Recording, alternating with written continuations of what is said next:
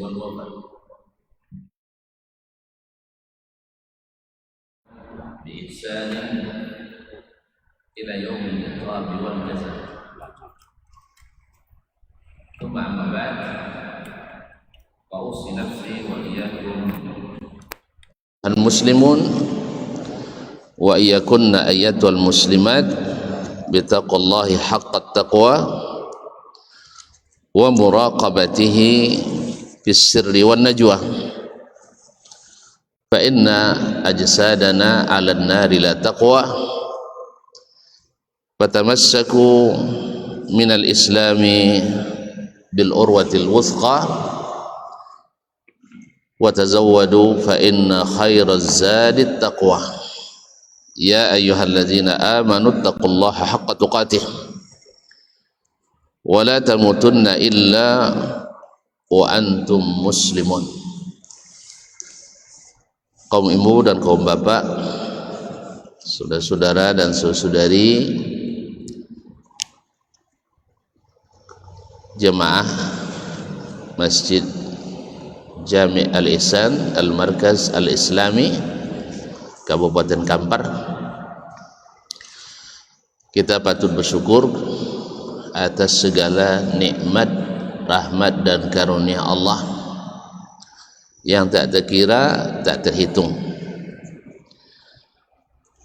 Di antara yang sebesar-besarnya adalah selesai kita melaksanakan dan melalui bulan suci Ramadan dengan segala amal-amal yang menyertainya, dan diizinkan pula kita untuk berhari raya bergembira telah melaksanakannya. Taqabbalallahu minna wa minkum, selamat berhari raya. Mudah-mudahan Allah menerima amal ibadah kita semua, mengampuni dosa, salah dan khilaf kita. Kemudian kalau Allah mengajarkan kita untuk mengampuni dosa kita yang tak terhitung, ini isyarat juga supaya kita juga sama-sama merelakan kesalahan masing-masing kita yang hanya terhitung. Kalau salah kita pada Allah kan tak terhitung, tapi salah kita sesama kan bisa dihitung. Masa yang sikit itu tak mau kita merelakan, Allah begitu banyak, dia rela menghapuskan. Allahumma innaka afun tuhibbul afwa fa'fu anni. Ya Allah, sesungguhnya engkau maha pemaaf, mencintai sifat pemaaf, maka maafkanlah aku. Al jaza'u min jinsil amal. Siapa yang suka memaafkan, maka Allah pun memberikan dia nikmat, mudah pula dimaafkan. Kaum muslimin, kaum muslimat dirahmati Allah, bersyukur pula kita, Masya Allah, masjid ini semakin terang benderang, semakin adem, tentram, dingin ya, tapi suasananya hangat, Masya Allah. Jadi kita hangatkan masjid ini yang dingin ini dengan mempelajari kitabullah, sunnah Rasulullah sallallahu alaihi wasallam, dan menghidupkan warisan para as-salafus salih, para sahabat, para tabi'in, dan siapapun yang setia mengikuti mereka. Karena dari mereka kita belajar, semakin mengikut dan sabar, taat, maka sedikit sekali perselisihan. Makanya dari kalangan sahabat tidak ada golongan-golongan, kecuali hanya ahlus sunnah wal jamaah. Tapi di belakang mereka ahlus sunnah wal jamaah aja saja banyak, tidak berjamaahnya. Sah? Karena kita tidak setia, mengikut saja, tapi banyak kreativitasnya. Mulai dari akidah bermacam-macam, ibadah beragam-ragam, sehingga banyak agam. banyak agam, kadang-kadang ompek ganji limo gono tak kira itu nak manogang jo bonang basah, bonang kayang payah nogang apalagi bonang basah. Oleh itu patut kita berterima kasih pula kepada Nabi alaihi salatu wassalam yang sukses mengumpulkan yang bersera, mendamaikan yang berseteru, mengikat yang terpecah-pecah, memadukan yang saling bertentangan menjadi sebuah kesatuan yang tak terpisahkan, yang mencintai satu sama lain seperti mencintai diri sendiri, bahkan lebih. Wa yusiruna ala anfusihim walau kana bihim khasasah. Dengan apa?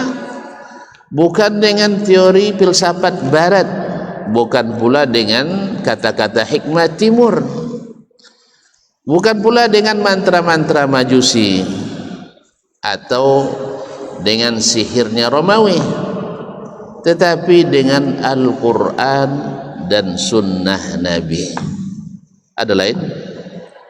Al-Quran dan sunnah Nabi, sehingga kearifan lokal yang positif dan benar tetap lestari, sedangkan yang bertentangan dengan fitrah yang sehat harus sirna dan pergi, karena itu mengganggu yang sehat-sehat. Jadi budaya-budaya Arab yang tidak sehat dihapus, tapi budaya-budaya yang sehat sesuai fitrah ditumbuh kembangkan. Oleh itu barangkali kita juga terinspirasi untuk menghidupkan kembali dakwah Nabi alaihi salatu wassalam seperti apa adanya, bukan seperti yang kita inginkan dengan berinovasi, berkreasi dan modifikasi.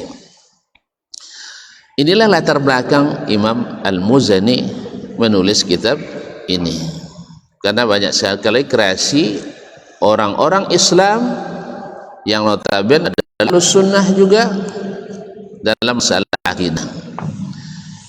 Untuk sekedar ingat, ini sudah baca kan, tapi pindah-pindah tempat kemarin kan, sahih atau sudah lupa semua? Sudah lupa, kita ulang aja. Sah?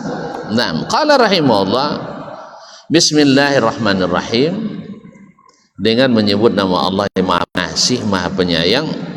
Asamanallahu wa iyyakum bittaqwa. Semoga Allah menjaga, memelihara kita dengan ketakwaan. So Allah menjaga kami dan anda semua dengan ketakwaan. Wa wafaqana wa iyyakum li muwafaqatil huda. Dan semoga Allah memberikan taufik. Apa itu taufik? Itu kekuatan yang Allah berikan untuk selalu berada di jalan yang benar. Dapat ilmu bukan sekedar semangat mengetahui, tapi Allah berikan kekuatan mengamalkan dan menuruti. Karena kalau tidak taufik dari Allah, nanti seperti kata Fir'aun kepada Musa, sebenarnya benar apa kata Musa, tapi ini bertentangan dengan kuasa saya. Sah? Jadi akhirnya dia beriman dalam hatinya, tapi melawan dengan tindakannya. Tidak jarang kita juga tahu kita kebenaran, tapi lingkungan tidak mendukung kita. Itu tak diberikan taufik untuk mengikuti. Tahu, iya. Berilmu, iya. Bahkan dikatakan hafiz, orang-orang hebat dan cerdas, tetapi sayang tidak diberikan taufik. Abu Talib paham Nabi benar, bahkan cenderung membela dakwah Nabi alaihi salatu wassalam, tapi dia tidak mengambil manfaat dari dakwah itu. Bahkan hanya sekedar mengucapkan asyhadu an la ilaha illallah, tidak mampu. Takut namanya terhapus dalam lembaran sejarah jahiliyah. Masya Allah, ada orang yang takut namanya terhapus dalam lembaran sejarah jahiliyah. Tapi subhanallah, ya, innaka la tahdi man ahbabta walakin Allah yahdi man yasha. Kau tak bisa beri hidayah kepada orang yang kau cintai, tapi Allah lah yang memberikan hidayah kepada siapa yang dia kehendaki. Orang bisa ngaji setiap hari, bahkan ada yang bilang jak kenyang dan ngaji lenya subuh tetap 2 rakaat dunia, ya. Cuma salat subuh dak ada sajinya lah. Nya jak kenyang lah ngaji lah banyak guru mati dah lo je mati lenya. Ndak berubah salat subuh tetap 2 rakaat, tapi nya ndak datang salat subuh ke masjid. Berarti tak dapatkan taufik. Sebab orang yang diberikan taufik dengan mengaji adalah ibarat orang yang ketagihan suatu makanan yang sehat, bermanfaat, dan dia akan inginkan itu selalu. Karena orang ketagihan makanan tidak sehat dia kadang tidak bisa tinggal dia kan. Oh contoh, makanan tidak sehat tapi ketagihan tidak bisa dia tinggalkan. Subhanallah. Jadi maka kita doa supaya kami dan kamu semua, kata Syekh, diberikan taufik untuk sesuai dengan al-huda. Tuan-tuan masih ingat kalimat al-huda yang karenanya Nabi diutus? Apa makna al-huda? Wallazi arsala rasulahu bil huda wa dinil haq. Apa makna al-huda? Petunjuk, terjemaru. Hakikatnya apa? Al-ilmun nafi'. Supaya kita sesuai selalu dengan ilmu yang bermanfaat. Ini bukan ilmu itu menyusahkan kita. Kita kan tak sudah jelas ilmunya. Ilmu dah jelas. Tapi kita cari yang lain. Dengan mencari alibi, modus dan berbagai alasan. Orang yang mau alasan bisa buat sih. Ya. Awak kalau anak ni, kan bisa cari alasan. Kalau anak ni, sang nulak bisa cari alasan, apa lagi nak ni? Sah? Tapi apakah sesuai dengan ilmu dan kenyataan? Sesuai realita atau tidak? Ini yang penting. Makanya al-huda, al-ilmu an-nafi'. Seharus sesuai. Mudah-mudahan Allah berikan kita taufik untuk sesuai selalu dengan al-huda. Fa inna khairal hadisi kitabullah wa khairal huda huda Muhammad sallallahu alaihi wasallam. Maka ketika Nabi sallallahu alaihi wasallam berhenti, kita berhenti karena ada rambu-rambu. Kalau tidak berhenti berbahaya. Sah? Kalau dia buat 2 kali, jangan bikin 3. Iya tak? 2 kali buat Nabi, jangan buat 3. Sebab apa? Tidak sesuai dengan ilmunya. Sah? Nabi buat 2, kita bikin 3. Tidak 3, 5 lagi, 5 boleh lagi. Di sini kita tidak diberikan taufik untuk muwafaqatil huda, untuk menyesuaikan diri dengan al-hidayah, ilmu yang diwarisi dari Nabi alaihi salatu wassalam. Naam. Amma ba'du, fa innaka sa'altani. Selanjutnya engkau meminta kepadaku, dia bilang pada muridnya, an udhihalaka minas sunnah, supaya aku jelaskan kepadamu di antara sunnah. Kalimat as-sunnah di kalangan as-salaf itu identik biasanya dengan al-aqidah, keyakinan. Makanya kitab-kitab akidah disebut dengan kitab as-sunnah. Orang yang benar akidahnya berdasarkan Al-Quran dan hadis disebut ahlus sunnah. Ahlus sunnah. Jadi kamu minta kepadaku untuk menjelaskan dari sunnah amran tusabbiru nafsaka ala tamassuki bihi, itu satu perkara yang dengannya engkau menyabarkan dirimu untuk tetap berpegang teguh kepadanya. Karena kalau tidak sabar, berpegang teguh itu susah. Kaqabidin alal jamrah, seperti orang memegang bara api. Sia seperti memegang bara api, memang berat,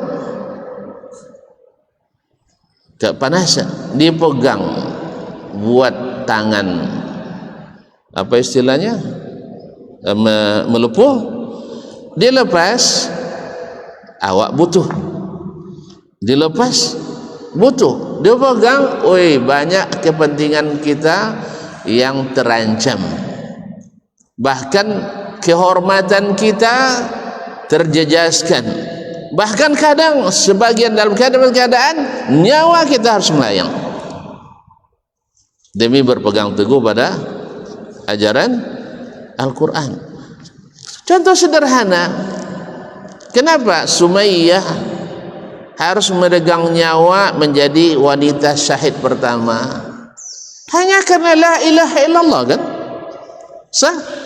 Hanya karena la ilaha illallah. Sederhana, kan? Tapi tidak boleh waktu itu mengucapkan la ilaha illallah. Kenapa? Karena kalau mengucapkan la ilaha illallah, tidak ada lagi kuburan keramat yang dicari-cari untuk berdoa di situ. Tidak ada lagi berhala-berhala yang sujud dan rukuk kepadanya. Tidak ada lagi ketergantungan hati kepada selain Allah. Makanya orang-orang Quraisy terancam dengan la ilaha illallah. Karena apa? Ini patung-patung yang menimbulkan, yang menjadi sumber devisa, bisa jadi sumber devisa ya, menjadi PAD, sumber pendapatan asli Dayan, itu akan ditinggalkan. Paham mereka. Sama juga dengan orang-orang yang sekarang yang suka ngajak orang ramai-ramai ke kuburan-kuburan wali. Kalau ngaji-ngaji seperti ini akan keluar isu-isu isu-isu Wahabi, dan Wahabi adalah bentukan Yahudi. Tiba-tiba mereka yang undang ya Yahudi. Panasallallahu alaihi wasallam. Padahal ini adalah sunnah Nabi alaihissalatu wassalam. Jangan jadikan kuburanku tempat berhari raya. Apa maksud tempat berhari raya? Berkumpul beramai-ramai yang diulang-ulang dalam waktu-waktu tertentu. Dilarang apa disuruh? Hah? Kan tradisi, rumahnya nggak boleh dia larang-larang tradisi. Tadi kita sebutkan ada tradisi keagamaan, ada tradisi kebudayaan. Kalau dia sesuai dengan petunjuk, jalan.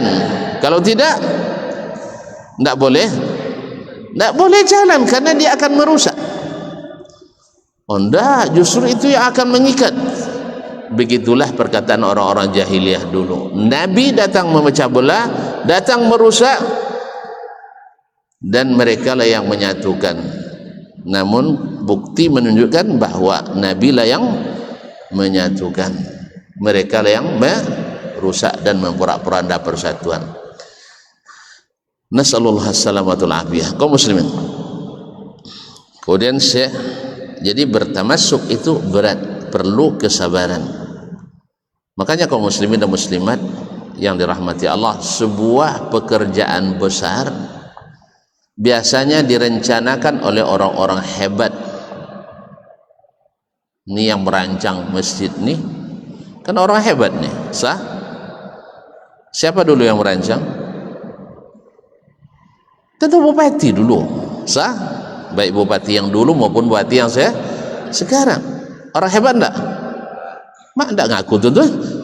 Awak enggak buat apa-apa hebat, mereka bikin enggak ada hebat.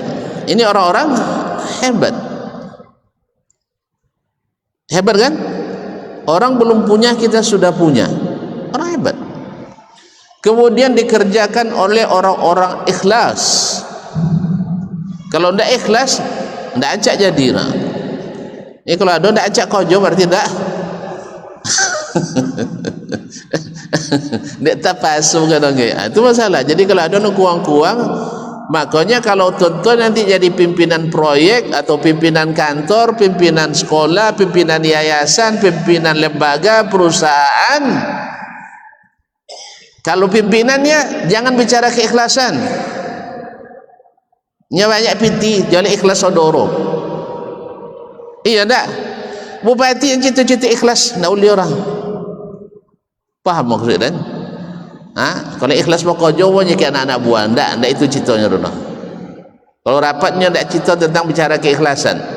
Para pimpinan wajib berbicara tentang menjaga keikhlasan anak buah. Ndak paham enggak dia? Pahamnya ndak maksudnya kan? Apa kena adunan ke bupati ke? Tolong dia ikhlas saja. Pimpinan bukan lagi bicara tentang menyuruh orang ikhlas, tapi adalah membuat orang ikhlas. Ngerti ndak? Tonton dek rajin pay bakojo dek apa? Weh, rajin pay bakojo dek apa? Dek gaji ngaku je lah, sama aja. Kajian tonton dek ini ya jual. Semakin godang gaji semakin rajin, itu biasa. Maka Allah SWT ketika Ramadan kemarin datang kan dibuka ada gaji besar kan, makanya umat Islam semakin rajin. Makanya pimpinan wajib membuka atau menyebabkan yang di bawahnya bekerja dengan ikhlas. Tapi kalau pas dia jadi bawahan, awak bawa macam itu, awak kau mesti ikhlas kawan. Di BPT tidak BPT dia bupati, awak tetap kojo. Iko bagian kewajiban awak membangun daerah ini. Tu pahamnya dah. Kalau tak paham masuklah dan baik kursus masuk dan baik BMTech nanti. Tentu teknologi tentunya kadang di masalah-masalah kecil cendeka sangat menentukan. Ini memang dia kodon ikut rapat tentu dan masalah itu. Jadi ketika bicara di pimpinan tidak bicara tentang bagaimana menyuwung ikhlas, tapi bagaimana menjaga keikhlasan orang bawahan. Nah, makanya Allah SWT selalu memberikan harapan-harapan besar, kejutan-kejutan besar, supaya hamba-hambanya ini semakin ikhlas. Nah, yuk semakin tinggi tingkat kesulitan amalnya, Allah naikkan honornya. Sahih enggak? Manan sonang mengojong solat sunat maghrib pada solat sunat sebelum subuh. Ngaku je lah mau gaik jago bau kan ya. Kalau subuh sakodo-kodo tak sampai dah lah, nak qamat alun Jumat tu mau dibuka lagi sebagian lah. Makanya solat sunat subuh lebih godang pahala pada solat sunat mau gaik. Raq'atul fajri khairum minad dunya wa ma fiha.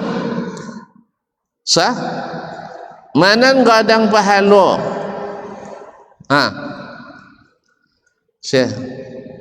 salat isya berjamaah daripada salat zuhur berjamaah.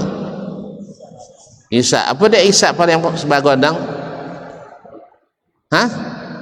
Nyala biar payah le pergi ke masjid salat isya pada salat zuhur. Apa dia isya lebih payah? Tak ada ponek aja dah. Drama kan ditonton, bola kan ditengok, makan malam kan dia ada kan dia banyak. Allah musta'an.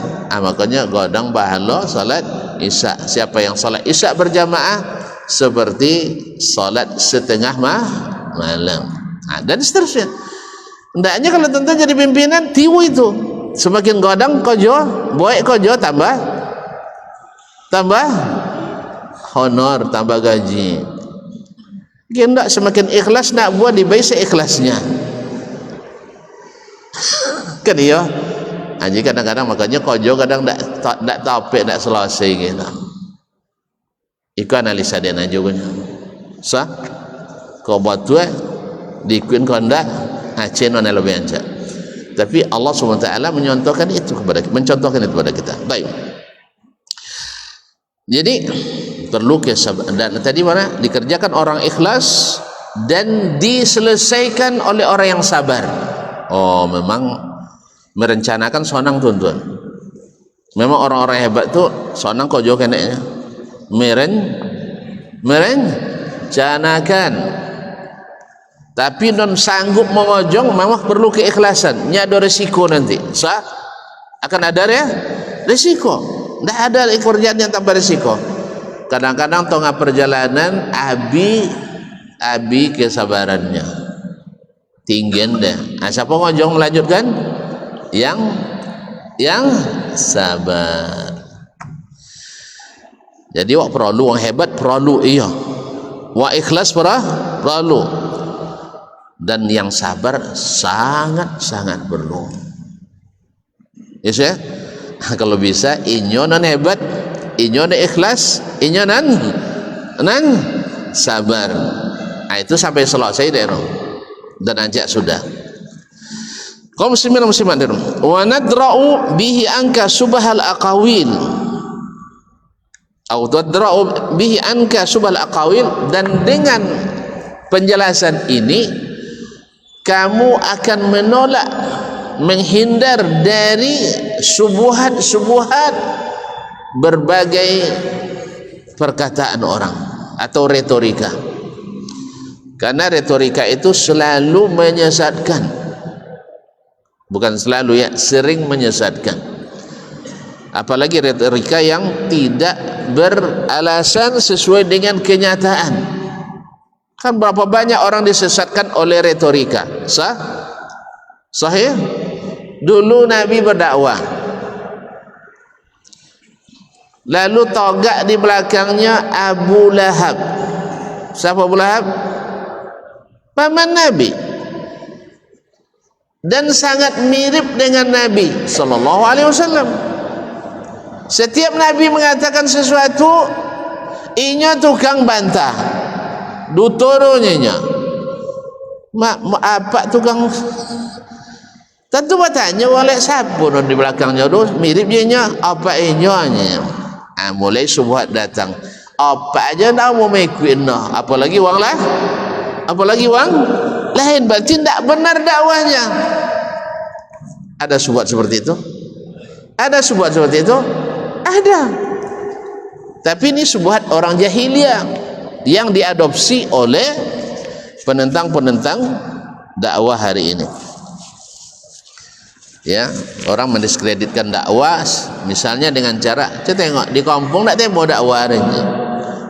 Terus siapa Nabi yang ditemu langsung dakwah di kampung? Coba sebutkan. Nabi yang awal berdakwah langsung ditemu di kampung. Coba sebutkan. Ada. Nabi Nuh 1000 tahun kurang sekenek di kampung ditemu. Enggak ya? Nabi Ibrahim ditemu di kampung? Enggak. Nabi Lut ditemu di kampung? Enggak. Nabi Shu'aib ditemu di kampung? Enggak. Berarti tidak ada dakwah Nabi yang benar karena ditolak di kampungnya, ditolak di sananya. Ini siapa nolak? Semuanya juga dunsa zana. Nabi Ibrahim ya, Nabi Nuh bini, Nabi Lut bini, Nabi Nuh anak sah, Nabi Shu'aib apa-apa. Makanya banyak kaum jahiliyah atau yang meniru kaum jahiliyah juga dengan mencari alasan kalau tidak temu dakwanya berarti tidak benar.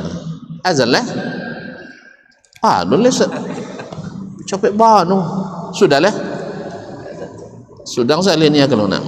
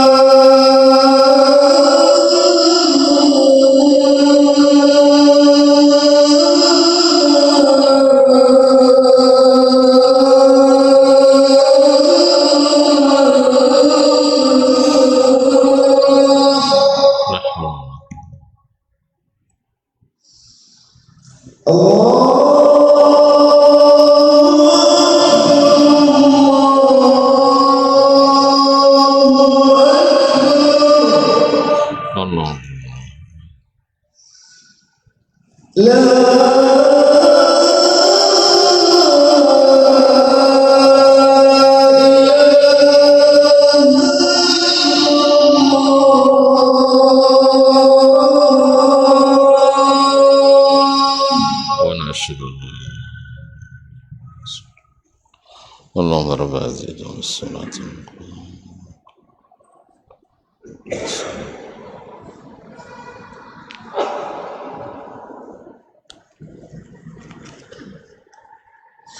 Baik, kaum muslimin, kaum muslimat dirahmati Allah Subhanahu wa taala.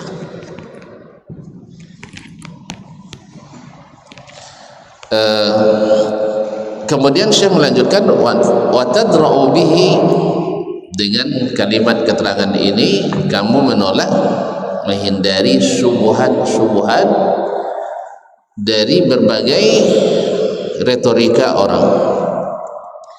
Wa zayra muhdatsatidh dhallin, dan melencengnya hal-hal yang diada-adakan oleh orang-orang yang tersesat. Karena memang Nabi katakan kullu muhdatsatin bid'ah wa kullu bid'atin dhalalah. Dia setiap yang diada-adakan selalu menyesatkan.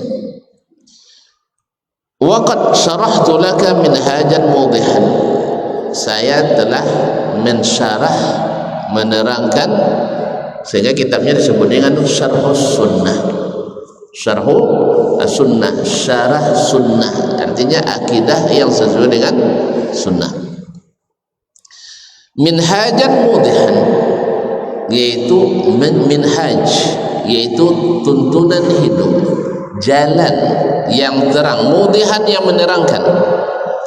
Lam alu nafsi wa iyyaki fi nushan, di mana saya tidak tanggung-tanggung memberikan nasihat untuk diriku dan untukmu.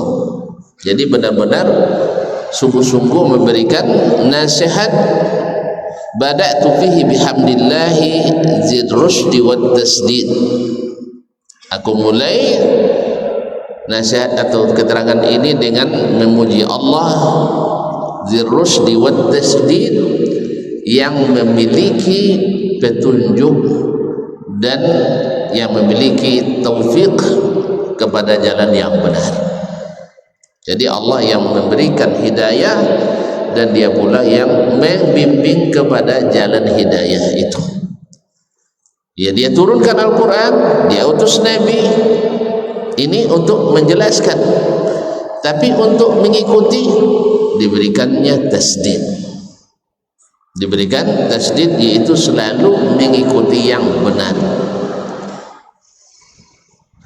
Alhamdulillah haqqu man dzukir, segala puji bagi Allah, dia adalah yang paling berhak untuk disebut. Wa aula man syukir, yang paling utama untuk disyukuri, karena nikmatnya paling tidak bisa dihitung. Wa alaihi usni, kepadanya aku berikan sanjungan. Al-Wahidus Samad, yang Maha Esa serta menjadi satu-satunya tempat meminta. Laisa lahu sahibatun wala walad, tidak memiliki istri dan tidak pula memiliki anak. Ini semua akidah. Jalla anil mathil, tidak ada yang serupa dengannya, maha suci dari segala yang menyerupai. Fala syabiha lahu wala adil, tidak ada yang mirip dan tidak ada pula yang bisa menandingi. As-Sami'ul Basir, maha melihat, maha mendengar dan maha melihat. Al-Alimul Khabir, maha mengetahui dan maha teliti. Al-Mani'ur Rafi', yang maha kokoh dan maha tinggi. Jadi Allah SWT di sini, karena keterangan yang akan dia sampaikan dalam akidah Syarhus Sunnah ini berkaitan dengan sifat-sifat Allah, maka dia mulai dengan sifat-sifat Allah yang utama, yaitu alhamdu, memuji Allah SWT. Kemudian Allah tidak memiliki tandingan dan tidak ada yang serupa dengannya. Walaupun demikian, tapi tetap maha melihat, maha mendengar, supaya orang tidak menyangka bahwa kalau melihat dan mendengar sama dengan penglihatan dan pendengaran manusia. Dia maha mengetahui dan maha teliti, supaya orang tidak menyangka bahwa pengetahuan Allah dengan ketelitiannya sama dengan pengetahuan dan penelitian manusia. Kalau penelitian manusia pasti minta diteliti lagi, Makanya kalau Allah jangan diteliti lagi. Itu yang terbalik kadang. Kalau penelitian manusia, oh ini hasil penelitian nih Profesor Fulan yang meneliti, pasti benar. Tapi pas Allah yang menyampaikan, oh perlu diteliti lagi. Nah, ini yang terbalik kadang. Ini kita menerima berita dari mana-mana, Masya Allah ini berita sumber dapat dipercaya. Tapi dapat berita dari Allah tidak langsung percaya.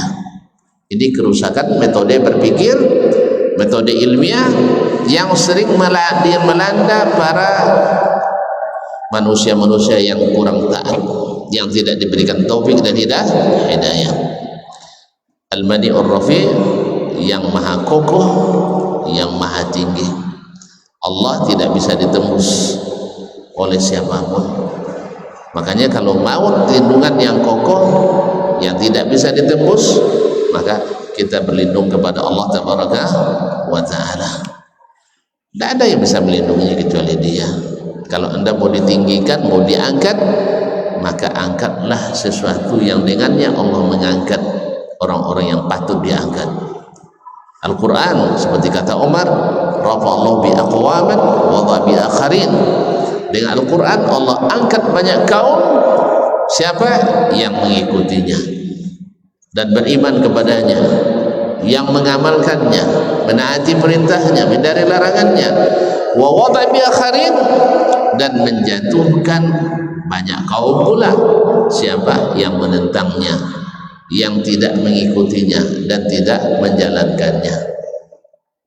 Oleh itu kaum muslimin dan muslimat dirahmati Allah, mudah-mudahan muqaddimah yang indah yang diberikan oleh Imam Al-Muzani ini semakin membuat kita semangat untuk mengingat dan taat kepada apapun yang disampaikan berdasarkan Al-Quran dan ayat serta sunnah Nabi alaihi salatu wassalam.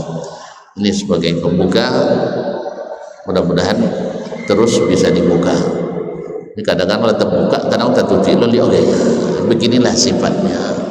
Ustaz ya, kadang terbuka sudah itu tutup dia. Itu biasanya. Jadi seolah sejak awal dakwah para rasul dulu memang seperti itu. Kadang terbuka, kadang tertutup. Tapi kita tidak akan pernah bosan. Makanya ketika sahabat dikatakan awal sudah mengisi Islamiknya, jadi Allah murawirnya dan pada ada amornya tentunya ada amornya. Nah itu. Dan Allah tawi asalnya mulia salat sikap amornya tawinya. Tidak ada dendam di antara kita. Ya kan gimana? Tapi memang keadaan memaksa. Ada hal-hal yang luar biasa karena terjadi. Ya, tidak masalah Ustaz. Buka kini soal gitu tidak masalah. So buka lagi tidak ada masalah. Alhamdulillah kita sudah menghadapi yang lebih besar daripada itu. Tapi yang penting hati ini mudah-mudahan tidak membawa dendam ke alam sana. Itu yang penting. Oleh itu mari sama-sama kita doakan siapapun yang menjadi perencana, pelaksana, pentakmir dan penerus, mulai daripada pimpinan daerah sampai daripada rakyat biasa yang menjadi jemaah, selalu Allah berikan taufik dan hidayah. Allah jaga dengan Al-Quran dan Sunnah. Mudah-mudahan mesin ini menjadi salah satu mercusuar ilmu, menara Sunnah yang menyatukan, yang berserak, mendamaikan yang berselisih, menjadi sumber keadilan dan kemajuan insyaallah di negeri Serambi Mekah ini. Sama-sama kita doakan Pak tindaknya semoga selalu sehat wal afiat, diberikan kekuatan untuk menjadi penegak agama, penegak iman di negeri ini. Amin ya rabbal alamin. Demikian juga para pejabat-pejabat yang lain dan khususnya yang bertugas mengurus masjid yang indah ini. Semoga Allah siapkan bagi mereka istana di surga nanti. Amin ya rabbal alamin. Nah, kalau masuk mereka bisa numpangnya tak je? Terima kasih dan mohon maaf bila taufiq wal hidayah. Wallahu taala alam wa sallallahu ala nabiyina Muhammad wasallam. Wassalamualaikum warahmatullahi wabarakatuh.